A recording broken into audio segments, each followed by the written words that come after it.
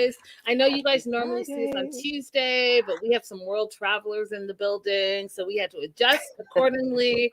And I know I set this up for 2:30, but life happens. So here we are. Welcome, welcome, welcome. We are covering 90 Day Fiancé, the UK version, season 2, the Tell All. I'm Linda. That's April. What else do I want to say? Housekeeping. Bottom of the screen where you can support the show. I'm very excited that the writers are getting back to work because that will help my life as well. And let's hope that the actors are shortly not that far behind. But in the meantime, yeah, Linda is So Girly everywhere you can support the show, as well as go ahead and like and subscribe. Over here at the Melanated Way, head on over to April, who is live streaming at the same time on her channel, and like and subscribe there. And yeah, I think that's all the housekeeping that I have. April, welcome back to Canada, UK, US. Not sure where you are, what you're claiming today, but welcome. Thank you very much, my liege. What up, Stevie? Long time no see. Or yeah, long time no see. Is that what you say? Sometimes Stevie just doesn't say anything, but Stevie's always here. You think so?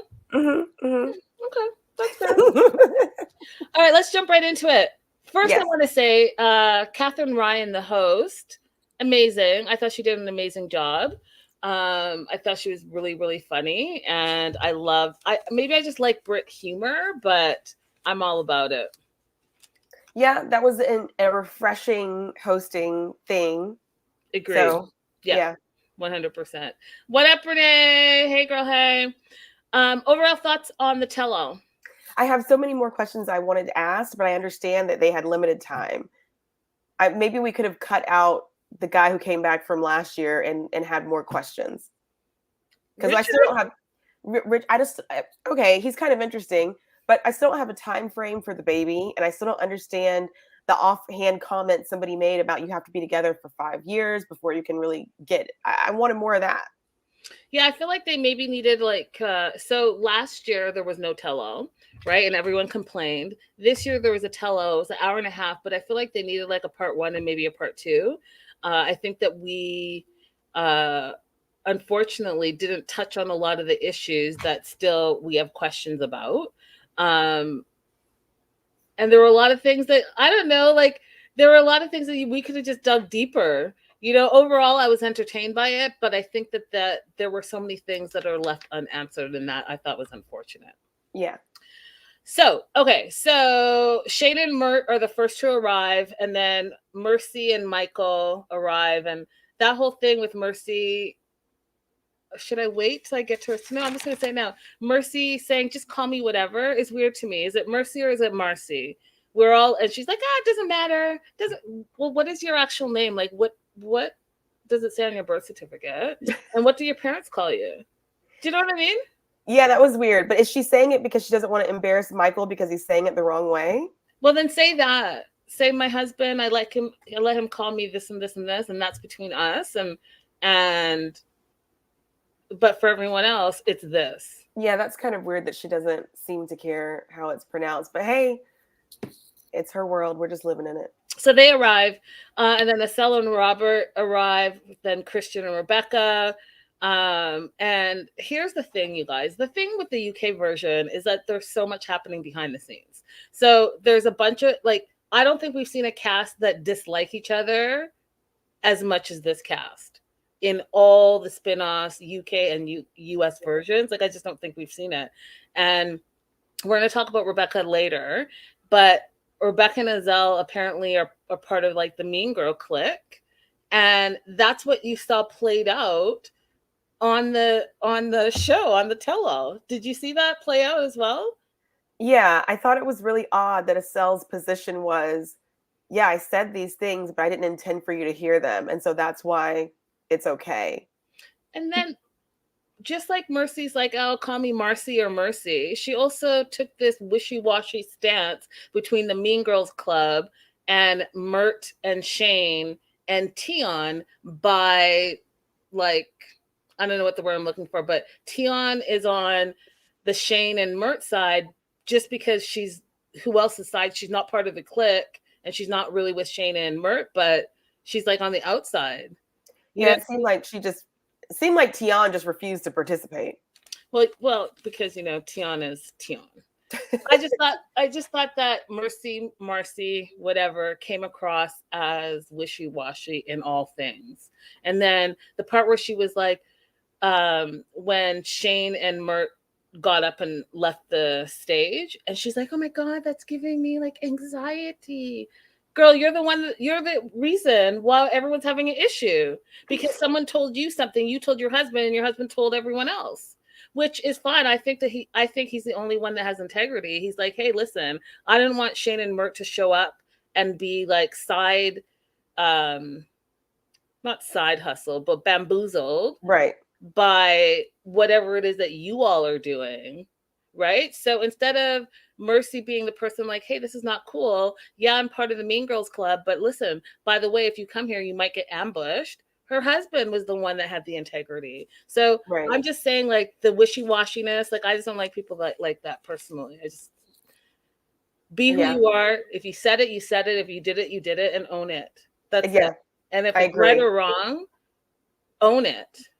Yeah, but most people are not like that. You think?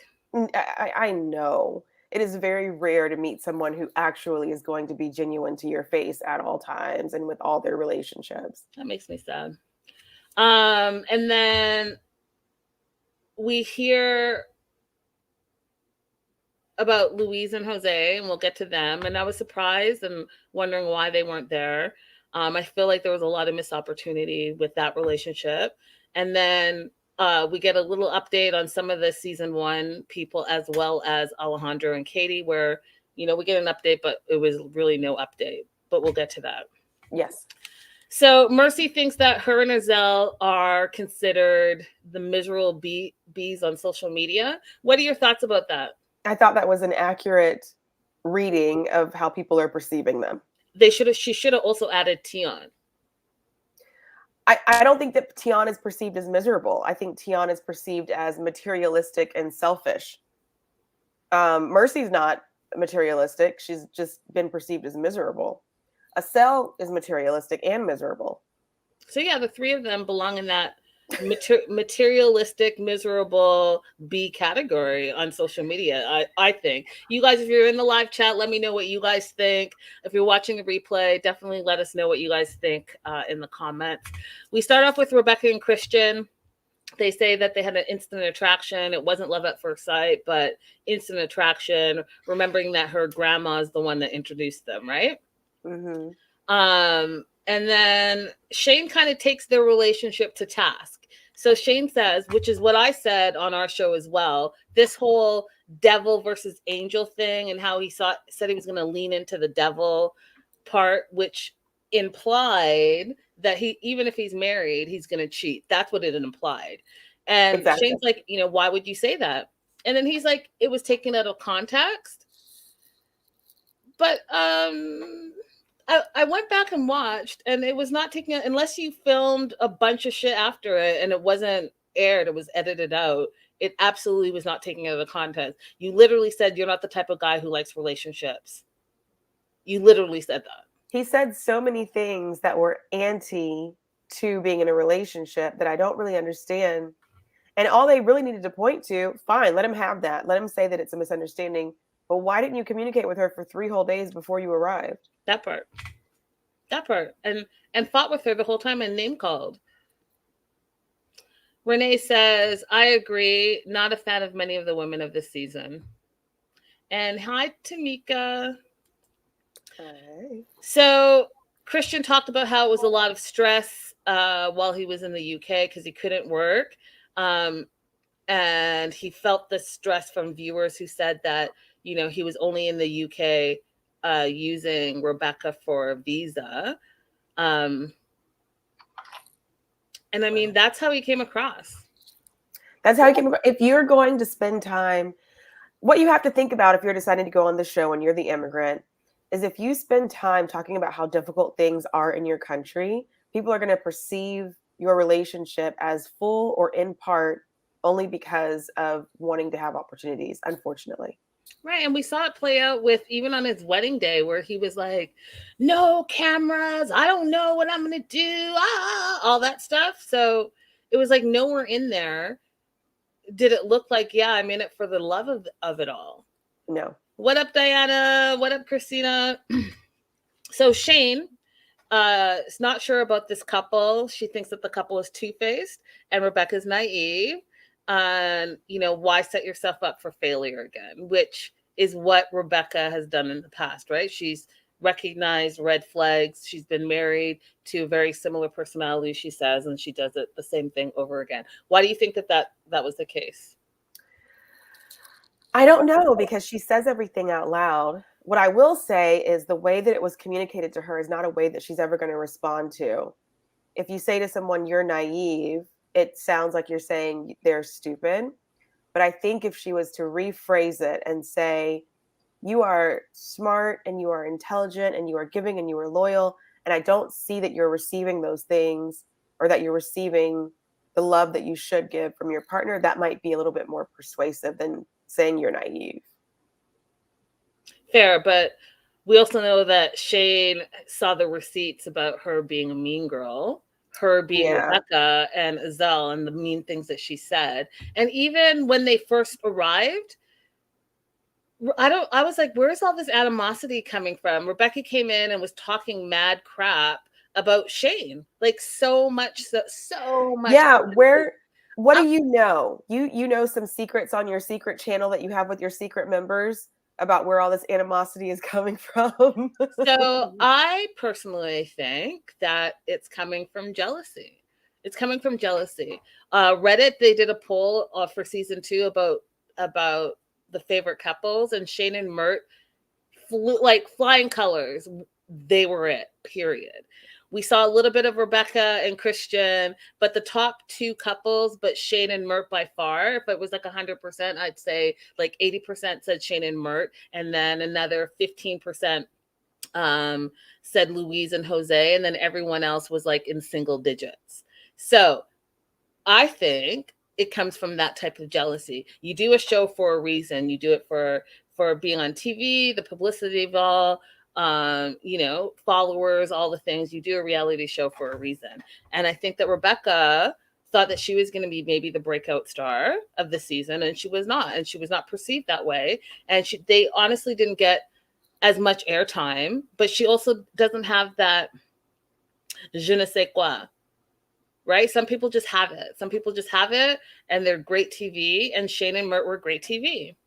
I'm going to pop into the live chat really quickly. Tamika says, definitely he looks suspect with the way he was acting while he was there. Becca Hey Girl says, they were so defensive of the relationship, which just makes me question it more. Christina says he totally open about it, being for gain, except with his wife. And if Rebecca was so concerned about Mert's treatment of Shane, why didn't she go directly to Shane instead of telling that other girl, Azelle?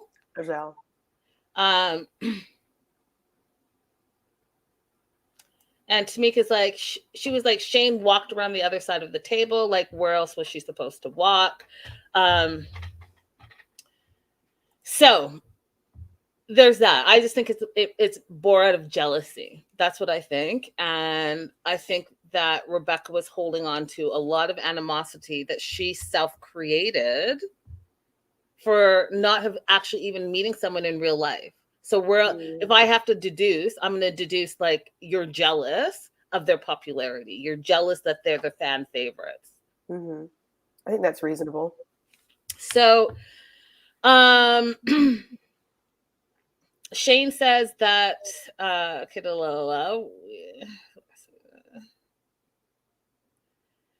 so this is when we get into what did Mert call it?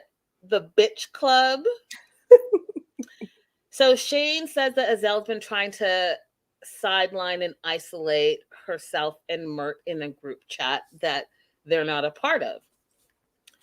And then Rebecca's like, well, it's hard to like Mert. He's controlling. He's difficult to watch. And he has jealousy. And I was like, did you replay your section of the show. Because if we want to talk about controlling, your now husband was not about your belly dancing at all. He actually walked out and decided that he was never going to come back, even though he gave it lip service and said, "Oh, but I know you love it, so just do it." I don't think that's going to last long, Rebecca. Difficult to watch. You know what was difficult to watch? Him call you names. Him call you names, then go to the pub, get drunk, come back and call you names. You know what was difficult to watch? You plan the wedding by yourself and him not participate. That was difficult to watch. So all the things that you're saying about Mert being difficult, I feel like maybe self-reflect and look at your own relationship and the things that are happening there. Absolutely. What up, Kitchen Skills? Everyone say hi to Kitchen Skills. I feel like you're new in the live chat. Welcome. Hey, Linda and April. I think Azelle is also a hater and was stirring the pot 100%. And not only was she stirring the pot, you guys, she acted like, I hate this. I hate when people are like, blah, blah, blah, blah, blah, blah, blah, blah, blah, talking shit about you and then can't own it and then be like, oh, what? I don't understand what's going on here. Playing dumb like she doesn't know. I don't even know. I can't believe. Stop it. Yeah, stop. You know exactly what you said. The problem is not that somebody shared what you said. The problem is that you said what you said. Because when you say something, you have to assume that everybody's going to find out about it. So the problem is what you said. Okay? The problem is what you said. Absolutely. Is jealousy normal in a relationship? Because that was a question that was asked on the Tell All. So I'm curious because you and I often don't see eye to eye. So what is your opinion on is jealousy normal in a relationship? And guys in the live chat, feel free to pop in. I'm going to say that yes, jealousy is normal. And I'm going to agree with Acel's partner, Robert. What's his name, Robert? Yep. And say that it matters what you do with the jealousy. So we have somebody in the live chat who I think is saying that they're I think you're saying you're polyamorous. I might be reading that wrong. And even in polyamorous relationships where you have multiple partners, there's still jealousy. You just have to decide how you're going to respond to that jealousy and also recognize that that's what you're having, because sometimes we're acting a feeling and we don't know that it's coming out of jealousy. So once you recognize that's what it is, then you can decide what you're going to do with it. Right. Stevie says, yes, of course there is. I agree with what Robert said. Being jealous and displaying it are two different things. And I think that as individuals, you have to own your jealousy and decide how you are going to react on it and behave on it. Christina says, I do get jealous because of past relationships, but I do not try to jump on my current partner when I'm feeling that way. Exactly. So displaying it and acting on it and being jealous, all different things. Girl, Rebecca, don't even get me started yet. I'm going to get to that. So Becca said she laughed out loud when Rebecca was, that's funny, Becca and Rebecca. Becca said she laughed out loud when Rebecca was an expert on all things Tanzania. But is he from Tanzania? It's Turkey. Yeah, it's Turkish. But yeah, I think Becca meant to say Turkey. Yeah. Yeah. Or Turkey. Right. As they're rebranding themselves. Not the white girl explaining Turkish life to the Turkish man. Like, come on. Based on her short period of time that she lived there and the husband who left her after 2 weeks. That part. Okay, so then they talk about this Norway girl, which I thought was a missed opportunity, right? So what's her name again? Catherine. Catherine asks Christian, do you have anything to confess about this whole Norway situation where you spent a whole day with a girl and were still in contact with her, and Rebecca saw the text and then you denied it? And he's like, no, nothing to confess. And no one questioned him on that. He could just say no, nothing to confess. And then Tion's like, well, he's on national TV. Of course he's not going to confess. That would be stupid. Well, is that all we're going to say about it? Or are we going to actually question him? Show us your cell phone receipt. Show us the text messages. What was her name? When was the last time you had contact with her? You said that you went out for drinks just that night, and then that was it. Nothing else was spoken. So then either you're lying or your wife, Rebecca, is lying. And this is something that's pretty easy to look up and verify. Where's the phone? That's it. That is it. And then here's the thing that a lot of the cast was doing that was driving me crazy. Because I was like, did you watch your season? Because we all watched and we remember. Christian said that he never had a problem with Rebecca's belly dancing. And that's not even something that could be edited the way that it was. Like, you said the things that you said, sir. You freaking got up and walked out and then said no. And even when she tried to bring you a second time in a different environment, you were too busy playing video games and you said no. So like, that's not the magic of editing. So why are we lying? And then, because we were on the subject of dancing, listen, you guys, I'm just going to say this. Tian tried to come for me on social media. And I just was not having it. I was not having it at all. And I had to shut that shit quickly. So if it seems like I'm a little bit like, Tian, I feel like I am a little bit Tian because she left a bad taste in my mouth. What did she say to me? She said, oh, do your due diligence. You better fuck off. Okay. So then Tian says that she was not jealous of David's dancing. This is my note. What? So you have Christian blatantly lying on the tell-all, and then you have Tian blatantly lying on the tell-all. Your fiance had to quit dancing altogether because you were that jealous and insecure, because you think that his cultural dance is a sexual thing that is beyond your quote unquote boundaries. But yet you're going to come on the tell-all and say that you weren't jealous of it? And that she did not give him an ultimatum. I didn't give him an ultimatum. Right, and then not telling David he can't dance. He just not allowed to be out at 3 a.m. No, you told him he could not dance. Mm-hmm. We saw it. So I like the fact that the host was like, I'm being gaslit right now. Right. I love that. You know what? Catherine, bravo.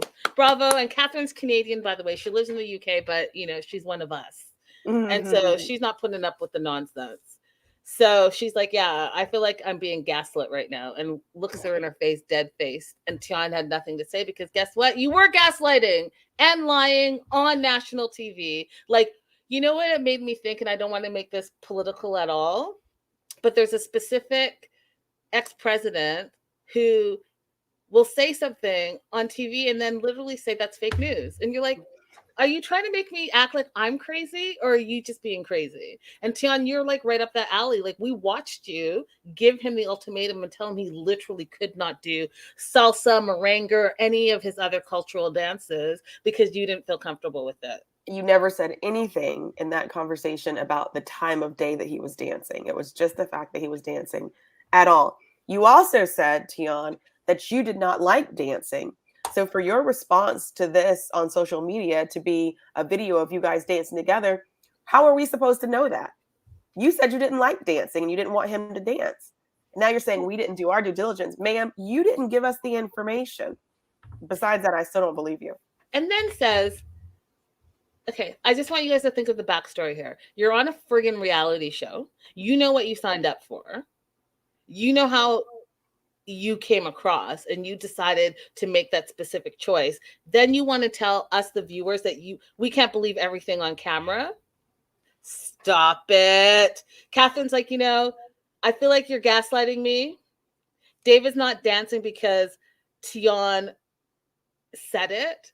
And then David says he's not dancing because Tian is worth it. So is he dancing or is he not dancing? Did he get the ultimatum or did he not? Because on the one hand, you're saying that you're not jealous and you didn't say those things and we can't believe TV. But meanwhile, David on the screen is saying that he stopped dancing because Tian is worth it. So what is it? Exactly. What is it? Ball's in your court, Tian. Ball is in your court. How about just don't lie? Okay, so Christian and Rebecca, we find out that his visa got approved, and so they're all good to go. Wanted to talk to you a little bit about that, April. So once the visa approved, he's good to go. He says he is job hunting now. He's going to be able to go back to Argentina.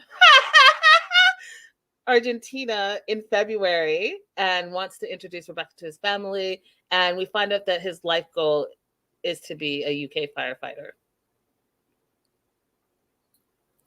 It's interesting. Oh, what do you want to say? Oh, I thought he was going to be a personal trainer. Or I might have him mixed up with somebody else, but I thought he was a personal trainer at home.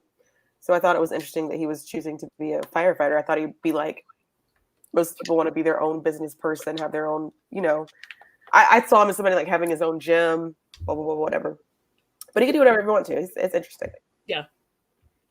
I did want to ask someone who's more familiar with UK stuff. There is a 5-year rule in the UK when you get a sponsorship by Visa, where you have to remain in that relationship for 5 years. And I was wondering if it's the same thing as our change of conditions in the US. So in the US, you get a conditional residency if it's based on a marriage that's less than 2 years long. And then if you are still married when you reach that 2-year mark, you can apply for a 10-year residency. Mm-hmm. And so I was wondering if the 5-year rule in the UK is the same thing or along the same, but I didn't have enough time to completely research it. So somebody here might know. Oh, someone will know. Our little group here, our little followers here, they have their business. And so if it's not in the live chat, someone I'm sure will put it in the comments. Let's move on to Michael and Mercy/Marcy, who is, AKA call me whatever. Yes, Mercy, I love you still. Do you? You didn't love her last week. I was really surprised that nobody was irate with her for being late. Kitchen skills coming with the drama. He's going to be married to her for 5 years and 1 day, if that's the case. Okay, sorry. What did you say? What did I say? You said you yes. You love Mercy. I do, but I had an issue with the timeliness, and I was really surprised that everybody was basically kind of like on her side with he should have been more complimentary to her while she was getting dressed. And even he was like, well, it's my fault. I shouldn't have been rushing her. She was on Kenya time, which I asked you if I was like, were we dealing with a cultural issue here? I don't know. But I was surprised. Nobody was like, she should have been on time. That's all. I feel like this is a missed opportunity as well. I feel like no one was taken to task. And you know what? I will say this. Catherine did say everyone was generally polite because no one was really taken to task. So she's missed call me whatever, and they show her freak out in the car because she was not complimented on her wedding day. They talked, and I think, the Tinder swindler, Stevie says, she was known for the fake memes, the swindler online, and they talked a little bit about that. And she's the one that said that she would go online with different names and like just keep swiping because it was entertaining her and that she was bored. And I was like, did she not say that? Did I not hear her say that? And did I not watch that? Right? So being asked, like, are you like a faker? And you'd be like, no, what are you talking about? I never did that. I'm like, well, then I'm going to need you to clarify, because you literally said that you weren't expecting to meet anyone. Like, seriously, you were literally just doing it to entertain yourself. Yeah. So, like, right, Tamika says you definitely heard that, Linda. So then why are we not asking her about that? And why is she acting like she's confused that she is being questioned about her intentions? I think I know the answer to this question. What is it?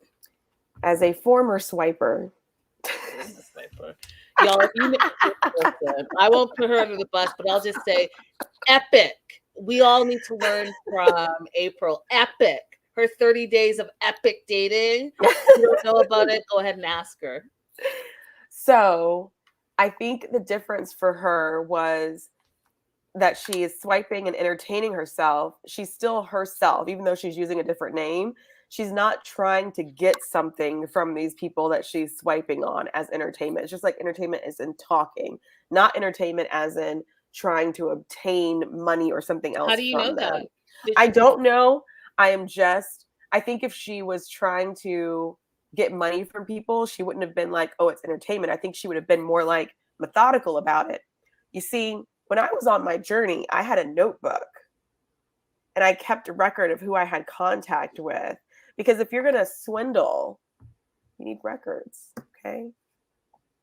Are you going to go on international TV and admit that you're a swindler in front of your African parents? Or are you going to just be like, no, I was just doing it for entertainment? See, I think if she was lying, she would have never told us that. She never had to tell us that she was just swiping for fun. She could have come on TV and said, I was wanting to date, I was swiping, and I found Michael, right?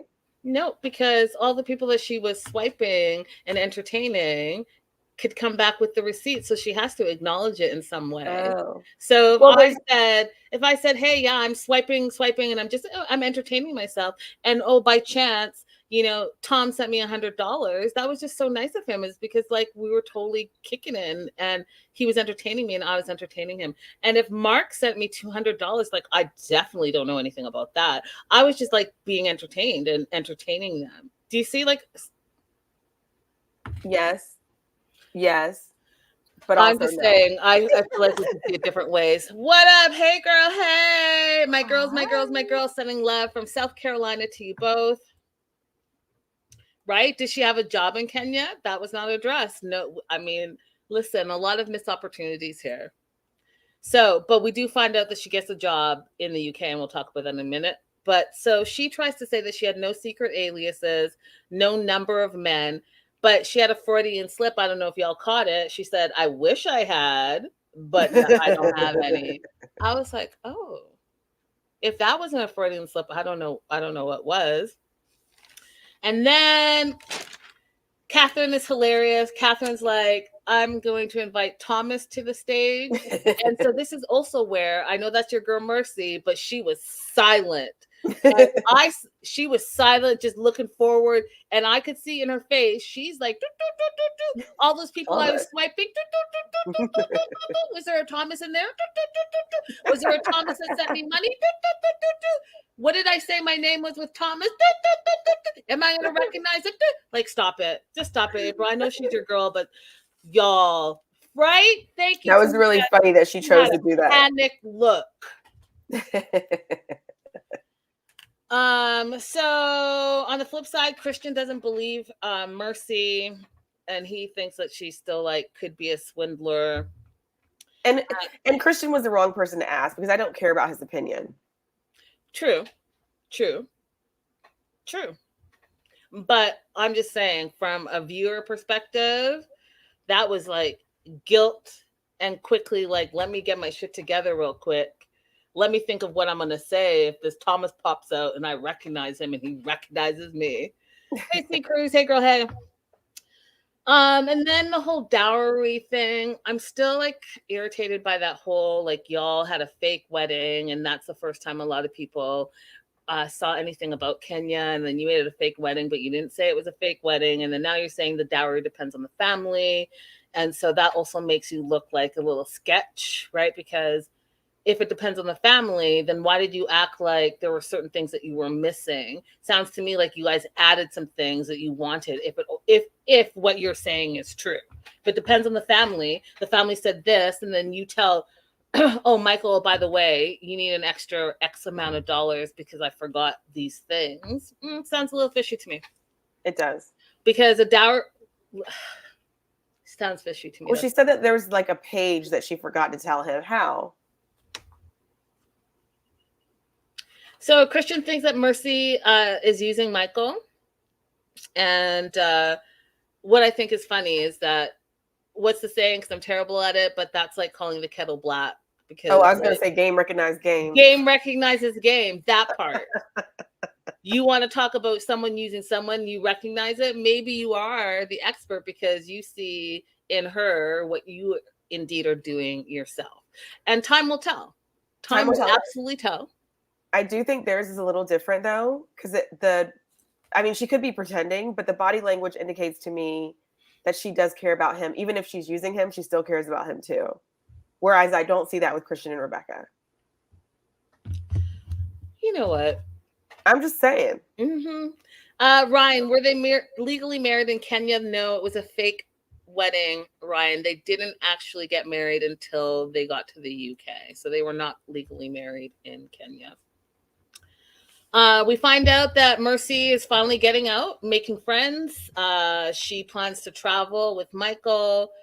They want to save for her home and maybe have kids in the future. And she's working at KFC, and they showed some photos of her at her little job at KFC, which I think is fantastic. Yeah. I'm glad that she's out making friends and things are going well. So I'm glad that look she forward to seeing finally more. I'm glad that she finally heard what I was trying to say. Go ahead and take responsibility for yourself as a grown ass woman and get out there and make friends and get a job and go to the gym and do all the things on your own. And don't expect your husband to be like, hey, I'm going to hold your hand and take you all over the place. Especially after we found out that he like showed her the bus routes, he showed her the gym, he showed her all the things, and she just wasn't trying to do it. So I'm glad that she pulled up her big girl pants and is out there, because guess what? She's happier. Yeah. Getting a job will help with making friends, absolutely, and I think that's exactly what's going on, and that's why she's feeling happier. And so, you know, I wish them well. Moving on to Jose and Luis. Okay. So, Same, Christina. Sorry, Christina said she liked Michael even more after the tell-all, and I did too. I did too. I think he's a stand-up type of guy. I think that he says exactly what he means and he stands by it. And I can't say that for his wife, though. And I can't say that for a lot of the other cast members. But Michael, I did like. I feel like I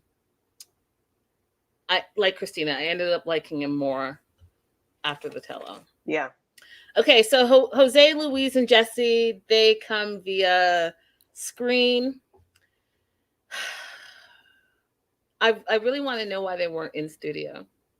I like, why are we not addressing that? How come we're not like, hey, maybe she just had the baby, she doesn't have the energy to come through. I mean, I need to know. It's filmed in the UK and you guys are in the UK and you guys couldn't make it to studio. Like, what was that? But they show up on screen and we find out that Jose made it back to the UK and they're together. But when they asked April about, so are you on the spousal visa? His answer was weird. He's like, now I'm going to be able to come and go and come and go. Yeah, I didn't understand. That doesn't sound like a spousal visa. Right? So I'm not, it wasn't computing to me, but we've had questions all along about what exactly they're doing. My question was, even if they're appearing via video, why couldn't they appear the entire time? Yeah. Because I would have been interested to hear their perception on the other couples as well. Yeah, it was weird. This whole thing was weird, right? It was very like, are you part of this season? Are you guys not part of the season? Because like I said at the top of the show, besides Shane and Mert, this was the second most popular couple. And we got like 5 minutes of them. It was, I don't know. Like, I don't know. And it wasn't addressed. So again, missed opportunity. I feel like this is one of the missed opportunities. They had their baby. They're happy. We know that it was a boy just because we saw in our show, right, on social media that they spoiled that already when they did their gender reveal. But they're both exhausted. You know, having a baby is a big deal. But apparently Jose loves being a dad. And they showed a little picture of him pushing the baby in the pram. Then they talked about Jesse a little bit. And this is where I am so upset about this, okay? Because we know in 90 Day history, April, that the kids always tend to just have more common sense than the parents. For whatever reason, that's how it plays out. Now, look at Jesse's face on your screen. He looks so upset, sad, upset. I don't know what it was, their whole segment. And even when he was talking, you guys, I didn't take a screenshot of it, but you could tell there was tension between him and Jose, as well as him and his mom. Because when he would talk, his mom's face would drop. Did you notice that, April? I did. I felt really bad for Jesse in these moments because I feel like as much as you maybe don't agree with what your mom is doing, it probably is really hard to see so many people talking so negatively about her. So his instinct, I think, is kicking in to defend her because that's his mom, but also what she's doing is stupid and he knows it. What a horrible position for him to be in. I agree with C. Cruz. There was so much tension here. Why isn't she noticing her child? I felt that. Like, I felt like every time he was so sad, and she was just this. So Instead, sad. what you see on your screen, she was so busy looking at Jose and being happy and bliss. And yes, I get that. You just got your man with you. You're recently married. You guys just had a new baby. I get that, but you even told us it used to be just you and Jesse, and now that, like, someone said, and I'll find it, but someone said, yeah, I would get it. Like, all of a sudden you have this strange man living in your house full time who you clearly think is not really the best kind of guy because he's lazy and he doesn't do anything. And even on the tell all, there's room for improvement. Now, you could see the tension was thick, you guys, and no one addressed it. You could see that Jesse is not upset, or excuse me, is upset, and no one addressed it. However, like April said, when someone tried to be like, hey, are you okay? And I'm paraphrasing. He immediately stood up for his mom. He's like, no, we talked about it and she knows my boundaries and all of that stuff. And then he went back to sad face again. Yeah, none of this takes away from the fact that he is the only person employed in that home. Yeah. He's the only employed person in that home. And so this is falling on him. Where Jose falls short, it falls on him. And in that situation, it's really hard when you don't get to be, I'm the youngest sibling, so this wasn't my experience, but I've heard this from other people before. When you're an older sibling and you get forced to be a parent as opposed to being a sibling, it's really hurtful. Mm-hmm. Yep. Jesse says yes, he gets recognized in the street and it's a little bit weird for him. And at the end of the day, he's just going to try to be a great role model to his younger brother. When asked about Jose and their living situation, he said, yeah, there's room for improvement. By he could get a job. So you can imagine, excuse me, guys, I'm still recovering from a cold. You can imagine that, like April just said, he doesn't work. We don't know what she's like a plus size model, but I don't think she's probably working now that she has a new baby. And so, yeah, Jesse's the only one that is working in the household. I can imagine how that would be for him. And I can imagine, it doesn't feel good. So in my notes, I say Jesse looks so sad and mad. Christian even notices. Did you see that when Christian noticed? Like, he was like, look at his face. Yeah. And then Mercy's Michael, feels like it was way too quick for them to have a child. And he made some really great points, you guys. He's like, it was way too quick. You guys barely know each other. None of y'all are working. How are you going to support this new baby if you guys can't even support yourselves? But then Christian thinks that it's okay that they had a baby really quick because it's now or never because she's not getting any younger. Any thoughts on that, April? I mean, Christian is correct. She's not getting any younger, but that doesn't mean have a baby without having a stable environment. That just means you don't get to have a baby. Because guess what? You had all the years before that to put yourself in a position or to choose a partner who was already in a position to be able to support you. It does not mean burden your child that's already here living. That's interesting. Tamika says, I can't understand Jesse's anger, especially if he's the one taking care of the household. He should move out, but I know he's concerned about his mother and new baby. I mean, that's a really hard position because if he moves out, what happens to his mom? And I also think, Tamika, like, he has a right to feel angry or sad or disappointed because, like April said, that's his mom. And just like Louise said, it was him and her against the world his whole life. So that's his mom. He's gonna feel protective. He's gonna feel like you rushed into things and this might explode in your face. And he's just feeling very protective of his mom. So, I mean, I can understand the anger, especially if you have this dude that came all across the world and thinks he's an international rap star, but only has one song. And the song is, neither here nor there, but he doesn't work. He doesn't contribute. And now they have another mouth to feed. So I would feel frustration. I probably feel some sadness, and I probably feel some anger.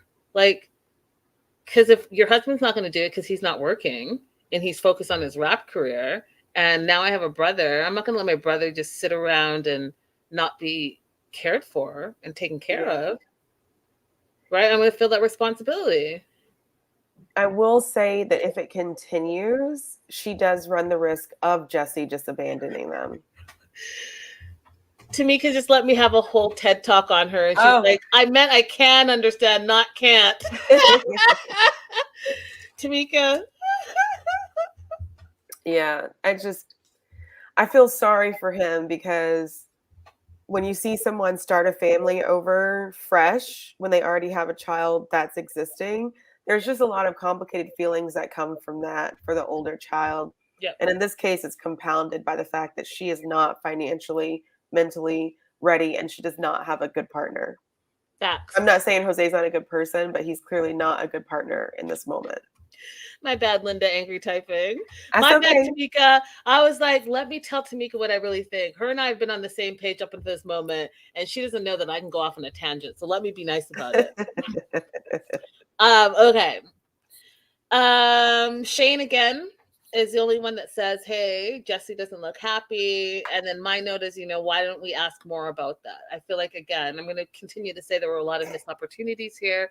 I understand that they only had an hour and a half, but like, make part 2, because you guys already fumbled the ball in season 1, series 1, where you didn't have a tell-all at all. And then now you have a tell-all to make it right. And you had a great host. She was really entertaining, super funny to me, at least.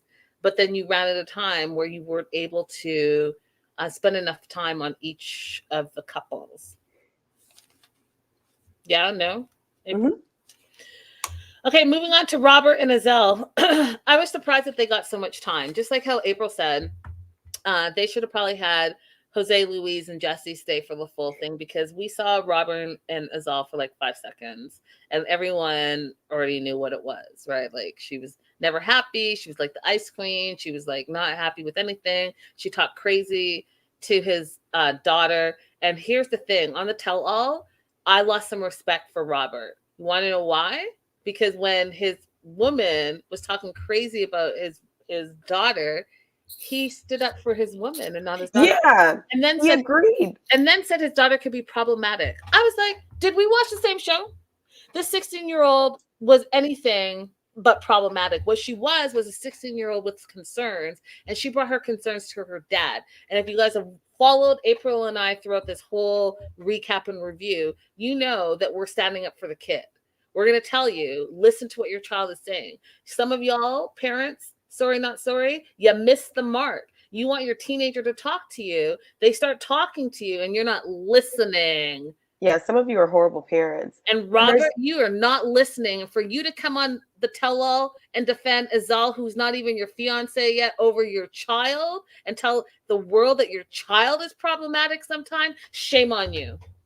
Shame on you. We saw Arwen do nothing but right by you. We saw Arwen do nothing but right by you. And there's a huge difference between somebody being problematic and somebody being 16. Facts. That part. Say it louder. Tamika says, yeah, he threw his daughter under the bus for the sake of this nasty woman. I'm just saying, like, that's your 16-year-old. We've all been 16. We know what 16 looks like. We know 16. We're figuring some stuff out and all the things. Doesn't mean you're problematic. It means you're a friggin' 16 teenager. But the idea that she would say something about how she wants to have kids and she doesn't want Arwen in the house, that is extreme. Oh, guys, you listen. I'm telling you, lost respect for Robert 100%. So the first thing is, something was up with his hand. I don't know if he broke his hand or whatever, but I wanted to know why he had like that soft cast on. Mert and Shane think that Robert and Azelle have no chance. Shane also thinks that Azelle is two-faced, and so she's not clapping for her. Now, let me see if I can find this, because it was hilarious to me. Hold on. Oh, yeah, here it is. Found it. Is that face Shane made? Yeah. So this. Is there anything that you'd like to say to Robert before we move on? I love you. I like you. Beautiful love story is melting. What a beautiful love story is melting. One more time, just because it just really, truly made me happy. Is there anything that you'd like to say to Robert before we move on? I love you. I like you. Beautiful love story is melting. Beautiful love story is melting. So when I talk about how Shane is like great TV, she's great TV, great TV, and that meme right there is just like a small tidbit, and that's why they kept referring back to Shane, because Shane will speak her mind as well as she's great TV. So Shane says that she just feels like Azelle is two-faced and that she's not going to be clapping for her, which she didn't. And Shane goes on to like, finally she's smiling. So Azelle gets to the couch with Robert and she smiles, and it was kind of shocking because we have not seen her smile this entire season. So it was shocking. Like, Shane was correct. Robert says to the audience that they're still together once asked by Catherine, and yet he also throws in, but there's no proposal. Now, what were your thoughts on that? Because I feel like that was a dig towards Azelle. I think it was a dig towards Azelle because he had said earlier that he was withholding the proposal until she stopped making comments about his house. There was something that she was, or moving. It was about moving away from his mom. Yeah. So I thought that was in reference to that. Yeah, yeah. I feel like it was a dig, like, hey, listen, we're still together, but we're not engaged. Right. The host tells Azelle that, she comes across as cold, but she loved it, and that she loved Azelle, and that she really just enjoyed their little small segment. I was surprised by that. I think the thing is, Azelle is being honest about what she wants. It's Robert's problem if he's going to allow someone in his life who talks about his daughter that way and talks about his home that way and wants to move him away from his mother. She's not pretending to be something that she's not. So we can't be mad at her about that. She's a horrible person and she's right out there with it. It's his job to take care of his mom and his daughter. Fair. I mean, that's fair, I guess. So they talk about Arwen a little bit. Thoughts on Arwen and how Azelle thought she was a spoiled brat. And then Michael, so Mercy's Michael and Shane both stood up to Robert and Azelle, saying that they don't like how Azelle treated Arwen. They don't like how they talked about his daughter. And so it was Michael and Shane, you guys, Michael and Shane, who stood up for Arwen. Robert chose to say, well, when asked, did you choose Azelle over Arwen? He chose Azelle, saying problems with my daughter sometime. This is where he threw his own daughter under the bus because he's in a relationship with Azelle. And that's where I lost all the respect for him. All the respect.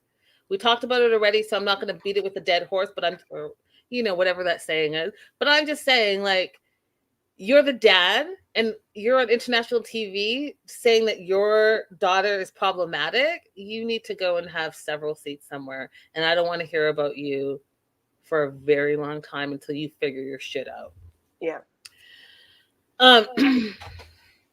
Then Shane brings up because they play the little clip where Azelle goes through his phone, right, and finds out that he, the dad, is talking about Azelle to his daughter, which also puts the daughter in an awkward situation. Listen, y'all, as adults, be adult. You don't bring your child who's 16 into your adult relationship, talking about your adult problems, and then turn around and say your child is the one that's problematic. Guess what? You're the problem. You're the adult. You're the dad. You're the parent. And yet you want to turn around and say your child is problematic. Well, I need you to look at your own damn self and take responsibility for your actions, because your child wouldn't be problematic if you didn't put your child in the middle of your problems. Right. That was poetic. Correct. Okay, so Shane talks about how you shouldn't go through your partner's phone without their permission. And then asks, why are you with Robert? And then Shane says, because I don't understand it. You don't like anything about him. You don't like his house. You don't like his dog. You don't like his daughter. You don't like the way he dresses. You don't like the way he talks. You don't like what they eat. You don't like anything about him. So, like, why are you with them? And then she says that she likes that he's a good father. She meaning Azelle, you guys. And that he's kind and open-minded. And then this is the part that I was like, oh. When she said, she's with them because he wants to change for me. That says it all. Does it not? Her answer didn't make sense to me, but listening to you say the last part back again, I'm like, okay, because she wants to change him. She wants to change him. She wants somebody that she can mold. That's it. Okay. That's it. Well, look, she found him because he's letting her make all these upside down choices in his life. Listen, started with his clothing choices, which, we all kind of put a little on our partners. However, stand up for your child, Robert. Stand up for your child, Robert. Stand up for your child. You're going to drive her away. You say that you and Arwen have a great relationship and you want to have it. You're going to drive her away with choosing someone like Azelle to be with. And this is where all hell breaks loose, right? So Azelle, I told you guys, Azelle started a group chat on WhatsApp, but not all the cast members were in it. Mercy was in it, and Rebecca was in it. And Azelle was talking crazy about Shane and Mert to Mercy. And Mercy told her husband, Michael. And Michael then turned around and told Shane, because he didn't want Shane and Mert to be ambushed. And it had to have been bad if Michael took it upon himself to be like, hey, Shane and Mert, look, this is what these people are saying, screenshots and all. So Azelle was presented with it. Like, why did you do this? And then she tried to flip it on Mercy and say, well, I was having a conversation about Shane and Mert, but I didn't know that they were going to tell you. How is that a response? How is that an answer? You said what you said. The question is about what you said, not how it got shared. That part. And then Mert says, why are you causing drama? And why are you making, quote, a bitch team? And I died of laughter because that's hilarious. Because it reminded me of like Mean Girls, high school, where it's like these girls are attacking these girls for no reason except for being mean girls. And I talked about it earlier, so I'm not going to repeat myself, but I will say this. Sounds to me it's all about jealousy. It's all about airtime. It's all about who's fan favorites and who was not. And it's not Mert and Shane's problem that y'all came across the way you came across. You came across the way you came across because that's who you are as an individual. And when Shane said the Azelle that she sees on TV is exactly the Azelle who she thinks she is off TV, I agree. I think that you didn't own up for your bullshit. You didn't own up for being a mean girl. You didn't own up for talking shit about a couple that you hadn't even met. And you want to play dumb and act like you don't know what it's talking about. And now there's all this drama when you're the center of the drama. Stop it. And then also too, Rebecca, you came in with an attitude against Shane and Mert, who you had never met. You are a self-proclaimed Turkish expert because you had a failed relationship there and you spent some time there as the white girl from the UK. Stop fucking playing.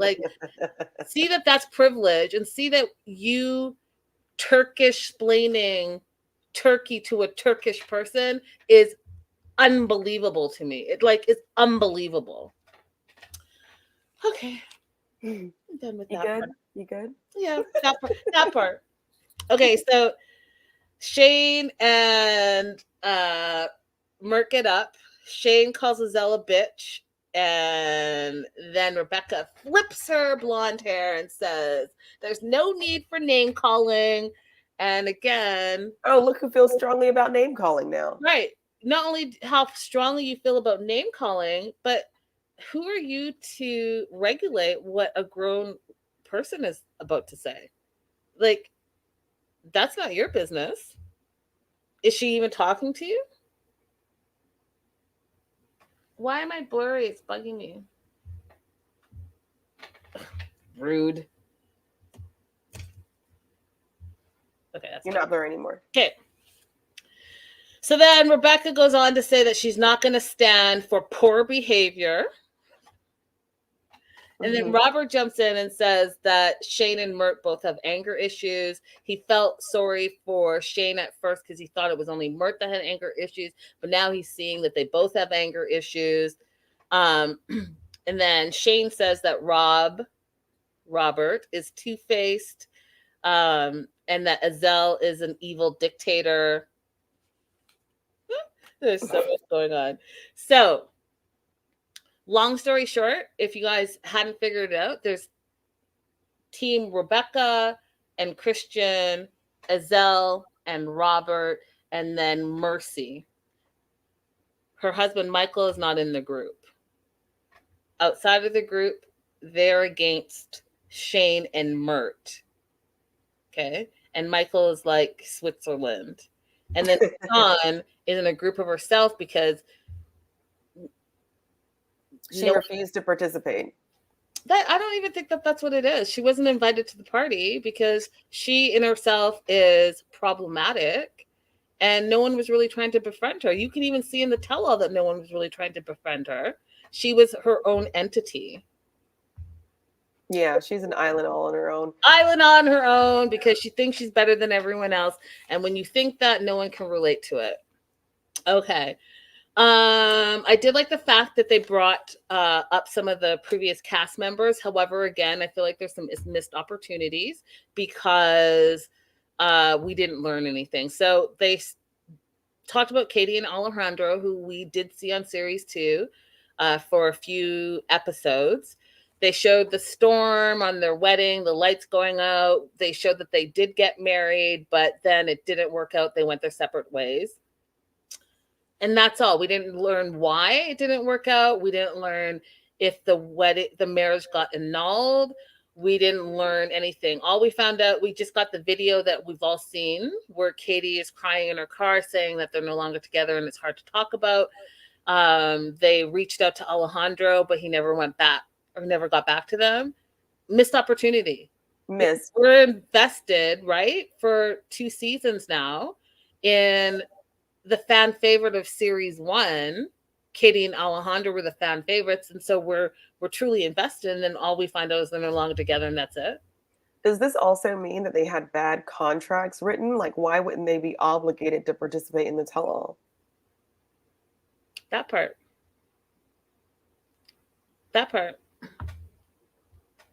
And then we find out about Vic. So that's it. No one knows, you guys, why they broke up. We find out about Victoria and Sean. Victoria has made trips back and forth, second trip to Japan. So they're still together. And I don't know if you guys watch any of my other shows, but I talked about Sean and Victoria because they're doing this travel package, April. And I can't remember verbatim, but it's a lot of money. It's like $2,000 to go to dinner with them, and they do like a guided tour of Japan, and then an additional like $1,000 if you want to do dinner with them afterwards. It was like wild, but ridiculous. That's what they're doing. Somebody will pay for it though. Somebody will pay for it. And we found out that Sean's name is actually not Sean, it's something else, but that's behind me right now. I'm moving on. Birdie and Host, we find out has split up. We knew that here at the Melanated Way. She does have a new man. She looks like she's super happy. And we don't know anything else about Host. Caleb and Marvin got married. And if you guys know, they were my personal favorites of series 1. And we caught up with them. And so if you guys want to pop on my YouTube channel and check out the one-on-one interview I did with them, I stayed up like really late because they're in the UK and I was not. It was lovely. They're lovely individuals. So they're married. Caleb is eventually going to move to Seychelles and be with his husband, but they're maintaining a wonderful, beautiful relationship. Pat and Sam split, obviously. I mean, did they even meet in real life? No. That wasn't said on the tell-all. I'm just telling you from what I know. They never even met in real life, so stop playing. And then I thought it was weird that Sam and Christine are still together, but the way Catherine said it, it was like, do they have bad blood with production? Because she said, as far as we know, Yes. Sean and Christine are still together. Like they must have no obligations to speak to production and they don't want to, so they're done with it. But there's a story there, missed opportunity. The way that she said it sounds to me like there was a problem with production somewhere.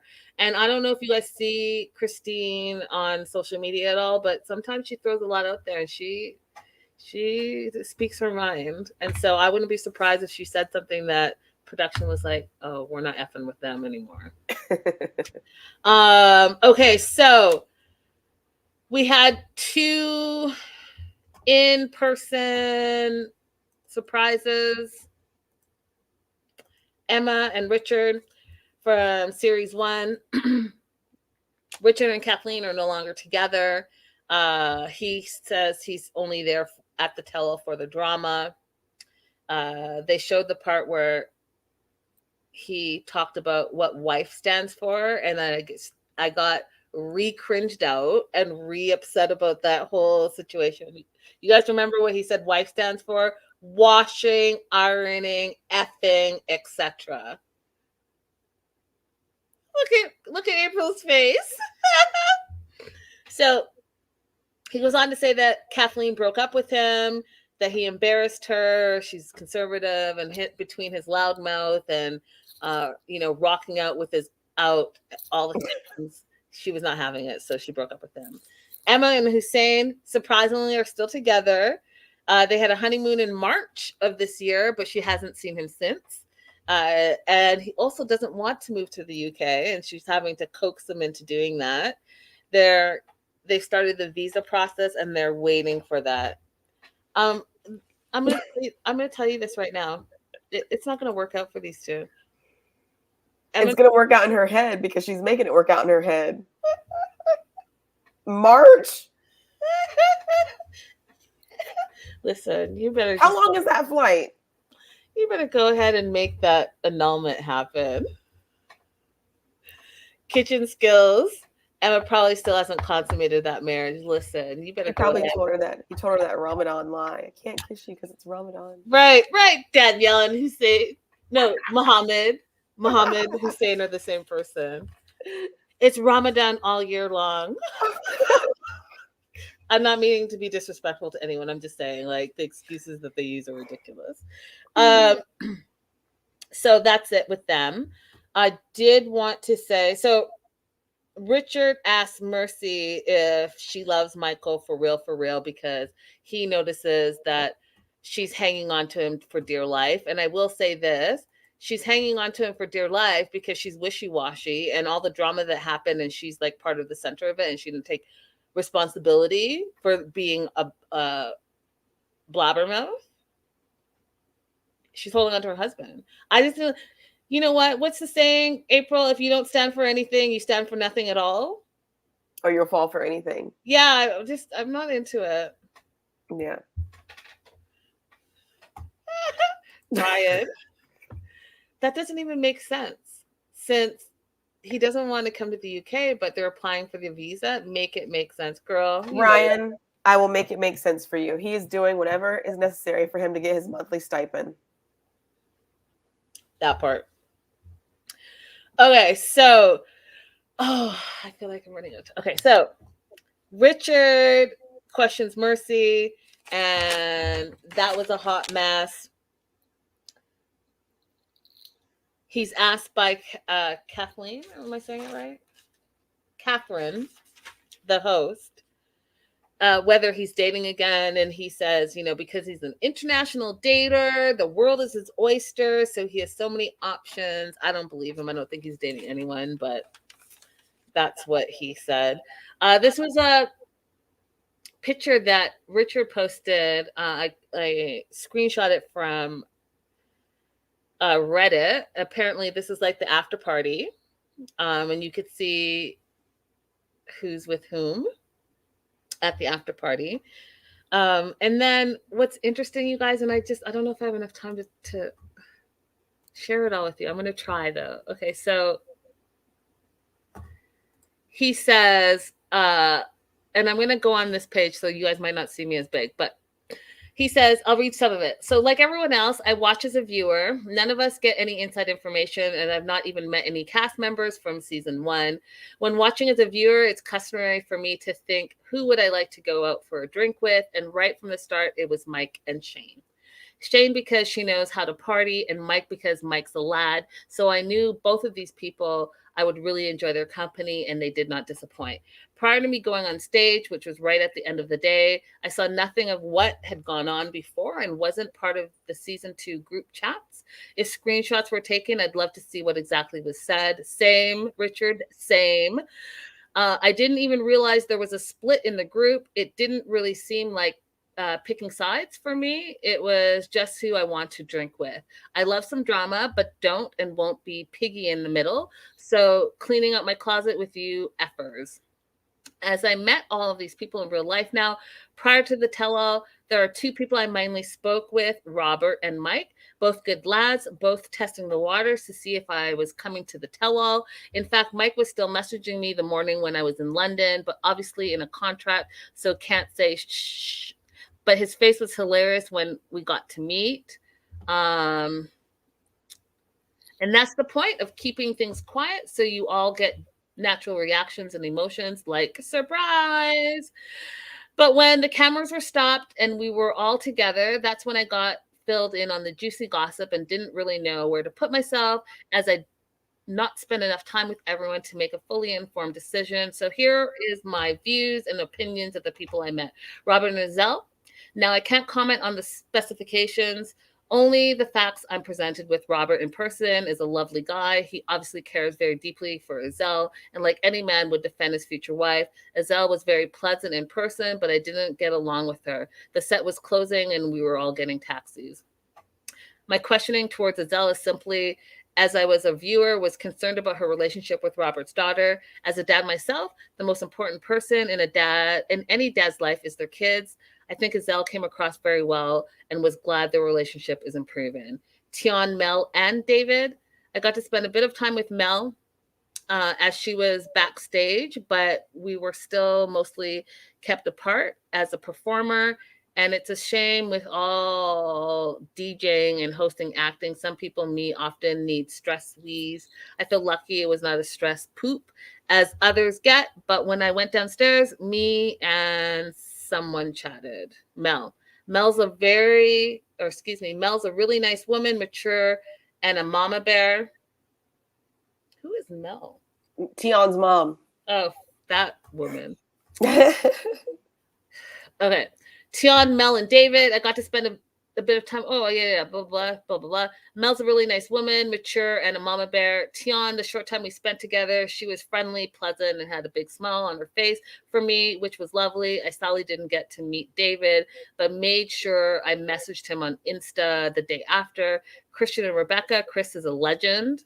I won't have a bad word spoken about him, and I respect Rebecca as a performer. She has a job to do, and we all need an income. Again, I'm not getting involved in the bitch club, as I don't quite know what actually happened. Again, meeting Rebecca in person was very nice. Mike and Mercy, I think, like everyone as a viewer, I was concerned about Mercy's true feelings for Mike. She was always complaining and negative about every situation, and I like Mike, and she better not be going to break his heart. It was quite good. Actually, Mercy didn't like me first because of the TV. I reminded Mercy of every African man she'd ever dated, which I think is the point of my character. Lord. But we had a really good night together. And when the cameras are off, all she does is smile and radiate happiness. Shane and Mert, as soon as the cameras were off and they all came out, Shane and Mert had been on the lash all day. I'm not quite sure how many bottles of champagne they drank, but as with any diva, the champagne needs to keep flowing, and Mert is the best scavenger to find the alcohol. Mert is as cute in person as he is on screen. Beelining for me with champagne, saying, "Tonight, Richard, you're coming with us, and we're all getting drunk."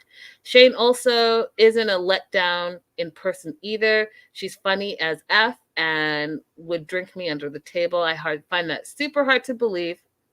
For those of you who didn't recognize my love language from the show Acts of Service, yeah, I didn't. Okay. He has a love language? Apparently acts of service, and just saw chauvinistic stuff like bringing me food or drink. I have not asked for it. We're going to be great mates because I really appreciate the kindness and makes my heart flutter. Me, Mert, and Shane got the same taxi, and poor Mert was sat in the middle. I definitely squished him. I'll leave it at that. So yeah, there was a big party afterwards, and we can see where the alignments were. Okay, so let's talk about Tian and Mel, Tian's mom. What were your thoughts on this before I jump in? I don't like them. They're hard to like. And I can see where Tian gets it from, because her mom is delusional, in my opinion. And her mom created a monster and then continues to allow that poor behavior. Listen, y'all are about to get a shock of your life. That's all I'm saying. And acting like you're highfalutin, and meanwhile, like, council house, stop it. We find out that David's visa was rejected, and I guess they thought he was going to overstay his visa. I don't know how often that happens, April. I actually don't understand that for his circumstances, the ones that we know about. We know that he has a good job. We know that he has savings. So I'm not sure what would make him a better candidate for a visitor's visa. Right. So they're going to wait for the spousal visa and do it that way.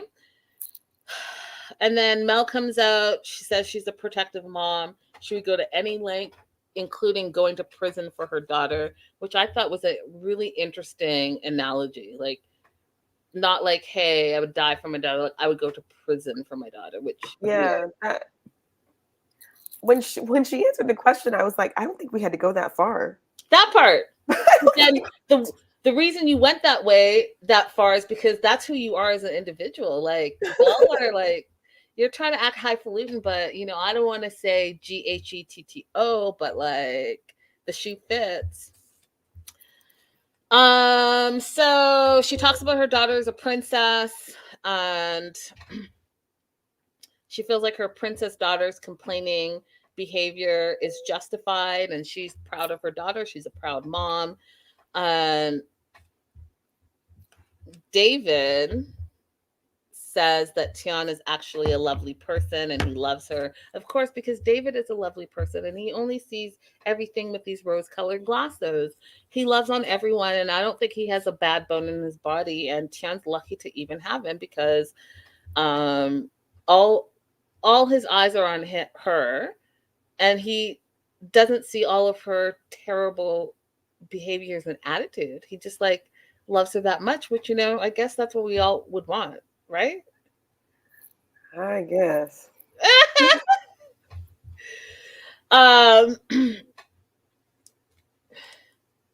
So here's the thing about Tian that I couldn't stand, is that she just took no responsibility and she lied on the tell-all.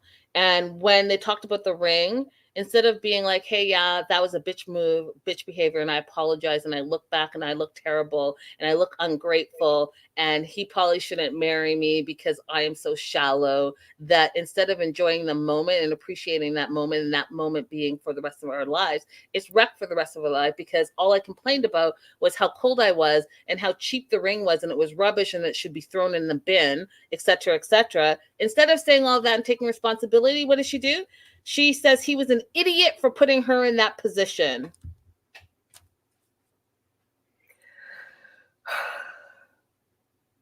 stop it. You stop. Just. She's very unlikable, but the only thing I could say is that, again, like Azelle, she has presented herself fully as who she is. I think the whole thing is wrong, and I think that someone needs to tell her. And if her mom's not going to tell her, she's going to learn the hard way. She's going to run into the wrong person and have the wrong attitude, and it's going to go wrong for her. So she had a tantrum, and the mom says, instead of like, hey, that's poor behavior, yeah, I would have done the same thing. She got it from her mama. So then they're talking more about the ring. She says that she doesn't need David to provide for her. She could provide for herself. Yeah, exactly, April, that part. That made no sense. Made no sense. He spent half of his savings, a lot of his savings, some of his savings on her new ring. And so much so that he had to move back in with his grandma so he can continue to start to save again and replenish the money that he spent on the ring that she wanted. So how's that setting them up for a successful future if that's the decision-making process on finances? Make it make sense. Shane says that David knows what he signed up for, and I guess that's what we're all thinking, because why else would he be making these type of decisions, right? Right.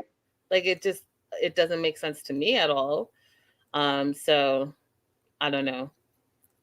It's going to be even more difficult, I think, when he's in the UK, which they didn't ask about. I wish they'd asked about what are his plans for what kind of, work he's going to do when he gets there. That might be another point of frustration. Right.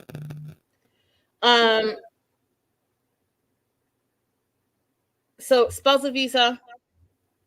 Chuck says hopefully going to be married soon. And I was like, hopefully. Why am I echoing? Are you echoing? Yeah. Okay, now I'm not. Oh, that was weird. C. Cruz says there's a difference of having a sense of self and self-esteem and being a brat. Facts. And Tamika's mad that he had to give up his apartment to buy a second ring. Well, yep. Okay. Shane and Mert, last couple to get on the couch. Rebecca is super rude and says she's bored of them. And again, I don't know where all her hostility is coming from, but she had it from the moment she was backstage. Shane and Mert admitted that they had some problems, but the problems are fixed now and it's all behind them. I think that they really are the only couple that has shown their ups and downs and successfully walked down the aisle. Robert thinks that Mert has anger issues, and so does Shane. We talked a little bit about that. Rebecca says, this is where she was explaining Turkish behavior. Rebecca says it's cultural. Turkish people are hot-headed. And then she turns and tells them she's not a bitch, she promises. And that whole thing was just weird. It was weird. Like, you've been bitchy from jump, and then now you're going to turn around and say that you're not a bitch. Like, that is definitely two-faced, in my opinion. Mert says he's been in the UK for 7 months, and he's still learning about UK culture. He's still, taking it all in. And then they talked about his behavior on the show. Michael says, he's probably frustrated, especially on Shane's birthday when he made her cry, that he couldn't be there. And that's part of the frustration he was feeling being abroad. You have some thoughts. Go. I thought it was interesting that he brought that up. Maybe that is part of the perspective, but in that case, just plan what you're going to do for her birthday when you are together. Right. Don't ruin her current birthday. Yeah. Becca says, I really think it's possible Rebecca is homophobic, transphobic, in addition to being jealous. Ryan says Rebecca is just jealous because her Turkish husband left her, unlike Shane's, and her current marriage is also shaky. Well, if they would tell us what's in the messages, maybe that is a part of it. But right now, I read some things, you guys. So there was something that was said that had to have been terrible that they bleeped out on the tell all, and that's what made Shane and Mert get up, and that's what made Shane call them a bitch. And so there's something that went on. So there's something serious enough that went on. And so I don't know, Becca, if you're right, but you could maybe, because I don't have time to show you guys, and maybe we'll do like a part 2, but Rebecca has done some really shitty things to Shane online, including doing like these caricature faces, allegedly, of what Shane looks like heavy makeup, all this stuff. So there was a lot of bullying going on, allegedly, and I have the receipts and I talked about it. And if I had more time today, I would talk about it, but I will say this. Since the tell-all, Rebecca has been getting a lot of backlash, a ton of backlash. People didn't like her behavior. People didn't like how she mean girled. They didn't like the the bitch team that was formed against Mert and Shane. And so they've been coming for them on social media. And Shane had something to say about it, and I'll pop it up. Shane said, guys, can everyone please leave Rebecca alone now? Yes, me and her don't see eye to eye, and we'll never be friends, but the amount of hate she is getting is crazy, and I don't condone any of it. Some of what I have read about her is so nasty and disgusting, and enough to break even the strongest of people. I have suffered most of my life with mental health on a real note, and I know how this amount of online trolling can affect someone's mental state, and it would be wrong of me to sit back and watch it all happen and say nothing to try and stop it. Just remember that she is a real person with real feelings, no matter what I or you think of her. I have tried to reach out to her personally a few days ago to squash all of this and to come to things amicably like adults and move on, but I haven't had a reply yet. I'm sure this post will be shared and shown to Rebecca. If so, my inbox is open. Do you see how throughout she's just lovely? You've said this a ton of times. She's just so amenable. Pardon? mature And just like, wow, taking the high road all the time. Taking the high road, right? Because Shane is classy. Facts. And I'm going to have to end it here, you guys, but I will say this. Shane and Mert sent us, April, a little like hello message. It was really, really sweet. They watch our show religiously, and they sent this, and I thought you would get a chuckle out of it. Us on their big screen. Us big screen. Guys, thank you so much for being here. April, any final words? Nope, that's it. Thank you guys for waiting for me. Yes, and thank you guys for being here. Don't forget to like and subscribe. And April and I'll be back. We haven't figured out what show we're going to do next, but we will be back because I know that you guys love us together, the yin and the yang of it all. And we'll see you guys soon. Bye for now. Bye-bye.